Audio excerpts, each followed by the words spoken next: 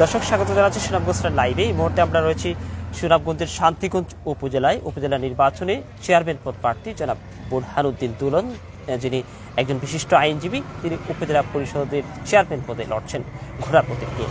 প্রথমেই এই শান্তিগঞ্জ উপজেলার যারা আপামর জনসাধারণ আছেন তাদের উদ্দেশ্যে শুভেচ্ছা বার্তা আপনি কি বলতে চান? প্রিয় শান্তিগঞ্জবাসী, আমি এবারে নির্বাচনে দাঁড়িয়েছি ঘোড়া প্রতীক নিয়ে। আপনারা আমার জন্য দোয়া করবেন, আমাকে ভোট দেবেন।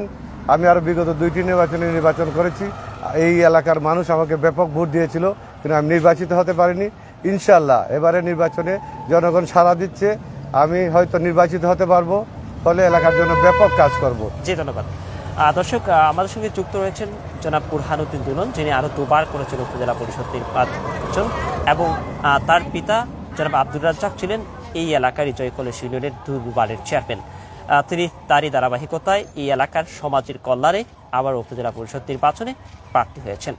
জনাব বুরহানুদ্দিন দুলন, আপনার কাছে জিজ্ঞাসা, এই শান্তিগঞ্জ উপজেলার সবচেয়ে বড় সমস্যা কি দেখছেন এবং কোন সমস্যাটি নিয়ে আপনি কাজ করতে চান? সবচেয়ে বড় সমস্যা দুর্নীতি এবং সিন্ডিকেট। যে সিন্ডিকেটটা শান্তিগঞ্জে এমনভাবে তৈরি হয়েছে যার জন্য অতিষ্ঠ মানুষরা, মানে যে কোনো জায়গায় বিচার পঞ্চায়েত সব জায়গা এবং কুখ্যাত করে রেখেছে 2জন হাবিল কাবিল এবং আমাদের এখানে স্থানীয় সাংসদ। উনার মদত পুষ্ট হয়ে তারা শান্তিগঞ্জকে লুটে পুটে খাচ্ছে। আমি সেই জায়গা থেকে বের হয়ে আসতে চাই।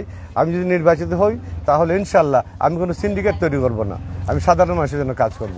দর্শক, তিনি যেটি বলছেন যে আসলে এটি ওনার বক্তব্য। তিনি যেটি বলছেন যে দুর্নীতির বিরুদ্ধে তিনি রুখে দাঁড়াতে চান, এই এলাকার একেবারে কাছাকাছি থেকে তিনি এলাকার মানুষের কল্যাণ করতে চান। জনাব বুরহানুদ্দিন দুলন, এই এলাকার কৃষক এবং শ্রমিক, আমরা বলতে পারি যে পরিবহন শ্রমিক রয়েছে এবং অন্যান্য সেক্টরের শ্রমিক রয়েছে, কৃষক রয়েছে, তাদের উদ্দেশ্যে বা তাদের কল্যাণে কি কাজ করতে চান? কৃষকদের জীবন উপজেলা চেয়ারম্যান নির্বাচিত হতে পারি ইনশাল্লাহ, এই এলাকার সাধারণ মানুষ, কৃষক, শ্রমিক, মজুর যারা আছেন, গাড়ির শ্রমিক, তাদের জন্য ব্যাপকভাবে কাজ করব।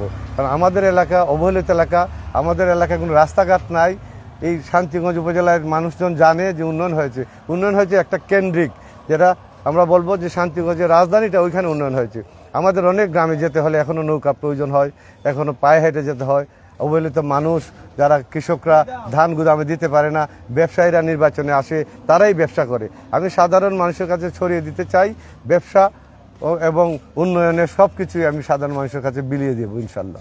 আমরা একটা জিনিস জানতে চাই যে আপনি আরো 2বার নির্বাচন করেছেন, কোন পদ প্রার্থনা করেছিলেন, সেখানে কোন নির্বাচন করেছিলেন? আমি উপজেলা নির্বাচন করেছিলাম, তো 2বার আপনি পরাজিত হয়েছেন। এর ব্যর্থতার কারণ কি? ব্যর্থতার কারণ হলো আমাদের এলাকার মানুষ ব্যাপক ভোট দেয়, তারপরে ওই এলাকা আছে পূর্বাঞ্চল, ওইখানে আমাকে ভোট দেয় না। আর এই এলাকারও লোকজন দলীয়ভাবে অনেক ভোট বাইরে দিয়ে দেয়। আমি এখানে আমাদের এলাকার 27টা কেন্দ্র আছে, আমাদের ভোটের কেন্দ্র, ওইগুলোতে সবগুলিতে আমি বিজয়ী হই, কিন্তু 2জন প্রার্থী দলীয় ভোট কিছু নেওয়া যায়, এই জন্য কাছাকাছি ভোট থাকে, আমি হয়তো নির্বাচিত হতে পারি। এবার আপনি পূর্বাঞ্চলের ভোট পাচ্ছেন কিনা কি বলবেন? এবার পূর্বাঞ্চল এবং পশ্চিমাঞ্চল ব্যাপকভাবে মানুষ সাড়া দিচ্ছে। কিছু সময় আগে আমাকে ফোন দিয়েছিল পাইখাপান গ্রাম, যে গ্রামে যেতে হলে 2.5 কিলোমিটার হেঁটে যেতে হয়, কোনো উন্নয়ন নাই, 2100 ভোটার আছে এই গ্রামে।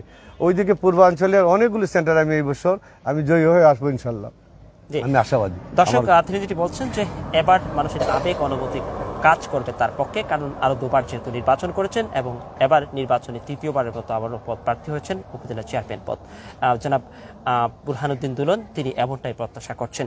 জনাব বুরহানুদ্দিন দুলন, আমরা একেবারে শেষ মুহূর্তে ছোট্ট করে প্রশ্ন রাখতে চাই যে এই এলাকার যারা কৃষক, আমরা জানি যে এই শান্তিগঞ্জ শান্তির শহর, এখানে অনেক উন্নয়ন হচ্ছে।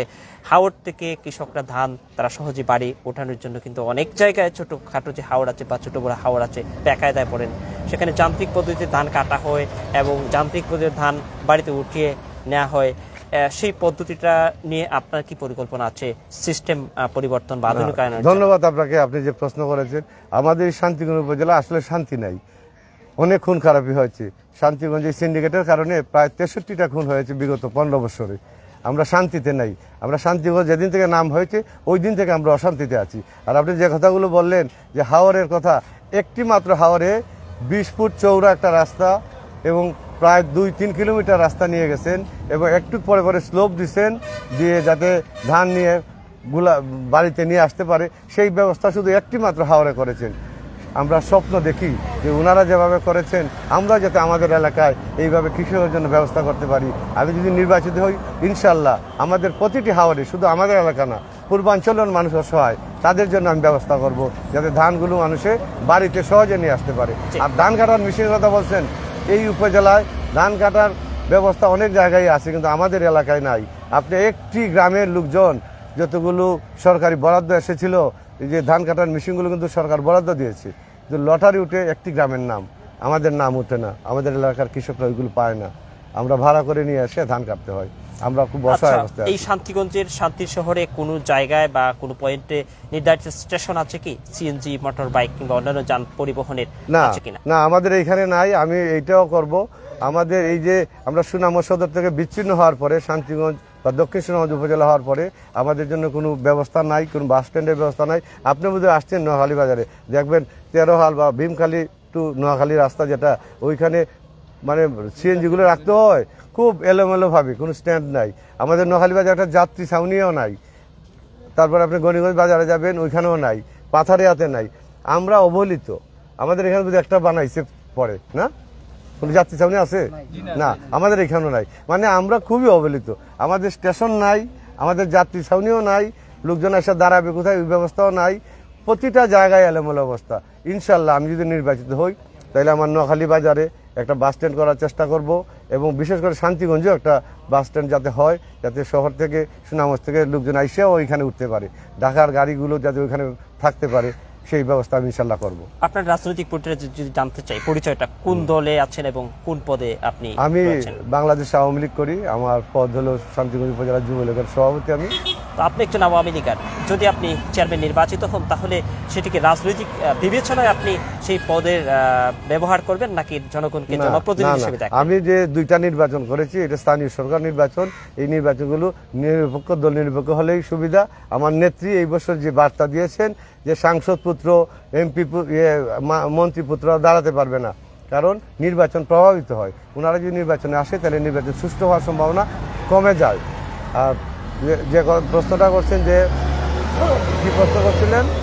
যে প্রশ্নটা হচ্ছে যে এই আপনি যে আওয়ামী লীগের একজন রাজনীতিবিদ, তো আপনি যদি নির্বাচিত স্থানীয় সরকার নির্বাচনগুলো, ওই যে দুইটা নির্বাচন করছি, ওইগুলোতে আমি বলেছি যে নিরপেক্ষ লোক থাকলেই সুবিধা। যদিও আমার দল আছে, তারপরে দলের ঊর্ধ্বে উঠতে হবে।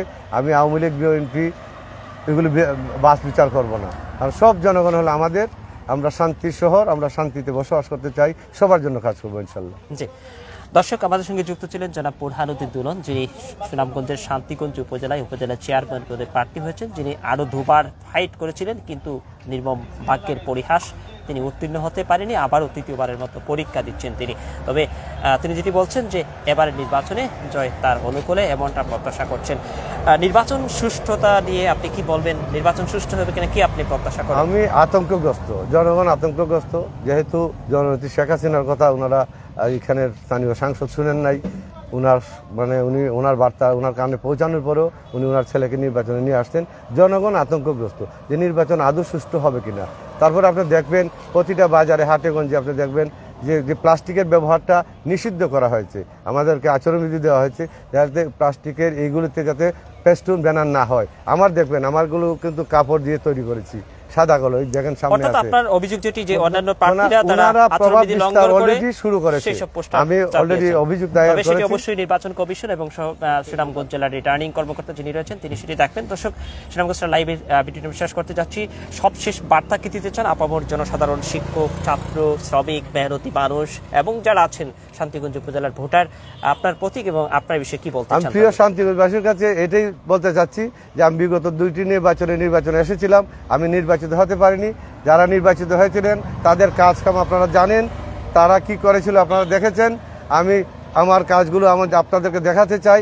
একটিবারের জন্য যদি আপনারা আমাকে নির্বাচিত করেন, ইনশাল্লাহ এই এলাকার মেহনতি মানুষের পক্ষে আমি কাজ করব, আমি সাধারণ মানুষের পক্ষে কাজ করব। এবং আপনাদের কাছে একটি বার্তা, একটিবারের জন্য আমাকে ক্ষমতায় বসান, আমার ঘোড়া মার্কার প্রতীকে ভোট দিয়ে আমাকে নির্বাচিত করুন। আমি এই এলাকার আপামর জনসাধারণের জন্য আমি আমার জীবনটা উৎসর্গ করে দেব ইনশাল্লাহ। আপনারা সবাই আমার জন্য দোয়া করবেন, সবাই সুস্থ থাকবেন, ভালো থাকবেন। দর্শক আমাদের সঙ্গে যুক্ত ছিলেন জেলা বোরহানুদ্দিন দুলাল, যিনি সুনামগঞ্জ জেলা ও দায়রা জজ আদালতের বিশিষ্ট আইনজীবী এবং শান্তিকুঞ্জ উপজেলার চেয়ারম্যান পদ প্রার্থী।